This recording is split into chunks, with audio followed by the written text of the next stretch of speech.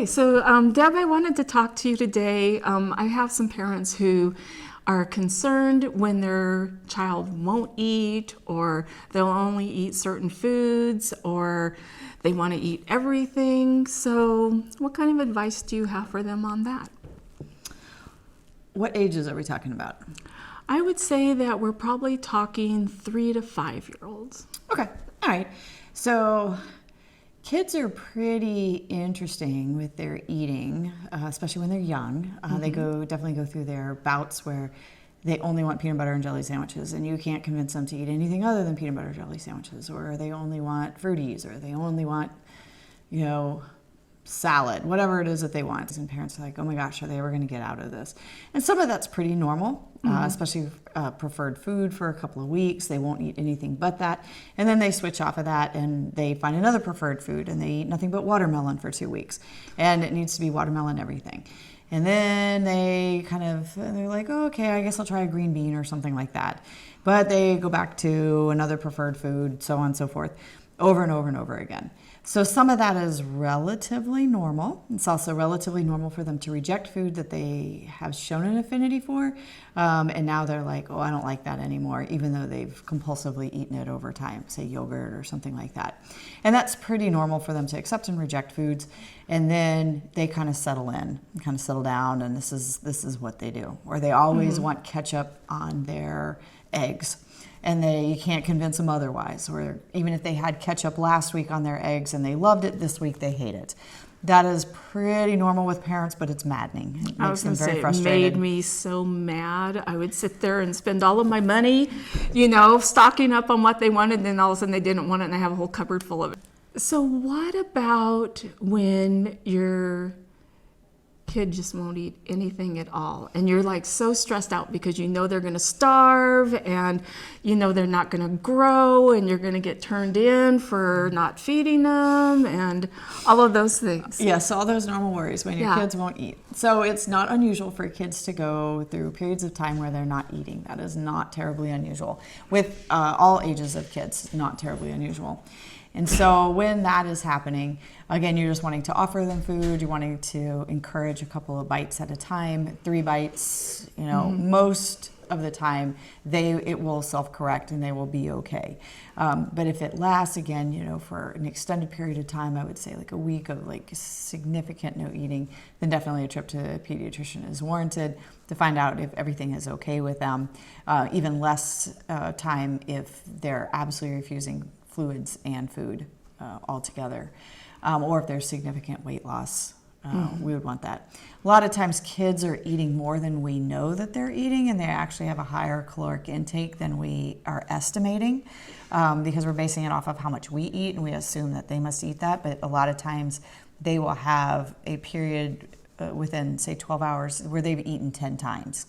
And those 10 times have multiple levels of calories to them, but we're not registering all of those times as caloric intake.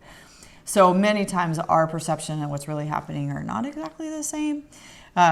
So in a pediatrician, obviously, at any time they can come and they can do weight checks to find out, is the kid is their weight decrease, and if so, is it problematic?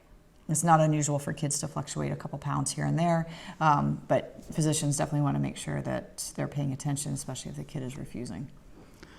What about when my kid wants to eat everything and they're just snacking constantly? They won't get out of the refrigerator. They won't get out of the cupboard. You hide the food because you're trying to keep them from it, and they are like a hound dog, sniffing it out and finding it wherever you've hidden it. And all those tricks you use where you put all the snacks in like a box of something that they don't like, thinking they won't find it, and then they eat it. Yeah, for sure. Yeah, so what do you do with that? So when my kids were little, my kids had interesting eating habits, and they would eat a lot, and then they would not eat a lot, and they would eat a lot and not eat a lot. And so a pediatrician and I had a lot of conversations about that, and they basically said kids regulate what their body is telling them. So if their body is going through a growth spurt that we have not identified, their body is going to increase the need for caloric intake, which may be part of that ongoing snacking. Or if they're gotten through the growth spurt or it's starting to slow down, then they're going to decrease that. So it's not unusual for people to see kids increase and decrease their caloric intake or their frequency of eating. For kids who are snacking and maybe they don't like meals or they're not eating a lot in their meals, the biggest advice is just making sure that the choices in the house are healthy. If kids have healthy choices and they're snacking frequently, that's okay. Meals can be, over time, it can look like a snack. If a kid won't settle down to eat, then a lot of times we just break that meal up into snack times. Like, okay, as they run by, whoop, here, take a bite, whoop, here, take another bite, whoop, take another bite, so that they are getting some calories if they are too busy or distracted to sit down and eat a meal. I know when my kids were little, it was helpful. I had the bottom shelf in the refrigerator, and it was always filled with like little containers of, fruit or some fresh vegetables or some nuts or some cheese sticks or something that they could go in and eat. And that seemed to work well for one of them, not the other, but They do. Hit and miss, They do. They for sure. They recommend that kids do have access to healthy snacks. They do not recommend that you lock food up. They don't recommend that you prevent kids from eating because unlike adults, kids are driven by what they need, and if they need calories, then they will get their calories.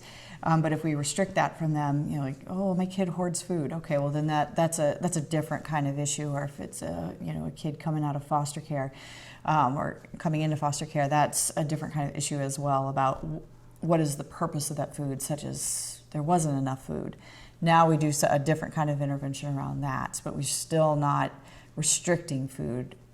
If anything, we're going the opposite direction, and we're giving them total access to food because it's a food insecurity that drives the hoarding. I have another question, and I had this one friend, and they were always worried that their child had like an eating problem. And of course, I would say, well, ask your doctor, we'll ask your doctor, we'll ask your doctor. It seems sometimes, parents are self-conscious about asking a doctor because it's like, is the doctor going to think I'm being paranoid or what? And, sometimes we are paranoid as parents. So. Oh, for sure. My 15-year-old shadowed a pediatrician a couple weeks ago, and I said, oh, what are your thoughts on that? She said, do you know how many parents just need to be reassured? That's really what the majority of what she did was that day. She said it was just, parents come in with concerns that they've got a sniffle, or they're not eating, or they're not wetting or soiling enough. And it was just like, okay, well, let's look at this, and let's look at this, and let's look at that. Everything is fine. But parents really need that reassurance that kids are growing the way that they need to be growing. And pediatricians are the best ones to do that because usually they have information, growth charts, weight charts, etc., that they can really look and compare. Is this kid moving the directions that they need to? And more often than not, the kid is moving in the directions that they need to, but the parent doesn't have the access to that information to be able to see that they are going the direction they need to. I think about my kids, and there were a lot of worries. They don't come with an owner's manual. I was a young parent. Not many of my friends had kids when I had kids, and my kids were interesting too. Well, and when you hear other parents say, oh, my kid eats all of this, and they eat so well, and your kid doesn't, then you don't necessarily feel open to asking them, like, hey, well, how do you get your kid to do that? My kid will only eat bananas. So, yeah, and again, if kids have texture issues or they have sensitivities, then obviously, again, you're wanting to staff that with a pediatrician of like what is the best protocol in working with a nutritionist or other dietitian to help them create a meal plan that makes sense and supports the kids' needs so that their growth isn't inhibited. So in summary, what I'm hearing you say is that kids are pretty much going to eat what their body's telling them to eat, and if you have concerns, talk to your pediatrician about it because they can reassure you. They see your kid on a regular basis, hopefully, and kind of know where they should be at in their growth. Yeah, this is definitely not one of those things for Dr. Google or well-intentioned family or neighbors because they don't have the stats that your pediatrician keeps that says, hey, there's this fluctuation and this is okay.